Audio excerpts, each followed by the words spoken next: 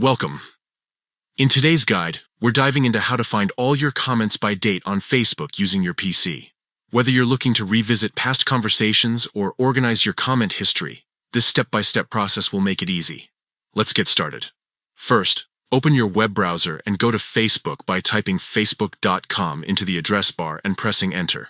Once you're logged in, locate your profile photo at the top right corner of the screen. Click on it to access your personal menu. Next, from the drop-down menu, select Settings and Privacy. This will open a list of options. Click on Activity Log to proceed. The Activity Log is where all your interactions on Facebook are organized. Under the section labeled Your Facebook Activity, look for Comments and Reactions and click on it. From there, select Comments to view all the comments you've made across Facebook. Now, at the top of the page, you'll see an option labeled Date. Click on it to open a filter menu. This is where you can choose a specific time period for the comments you want to review. Simply select your desired dates and click Save Changes. Facebook will then display all your comments within the chosen time frame, allowing you to browse or manage them easily. And that's it.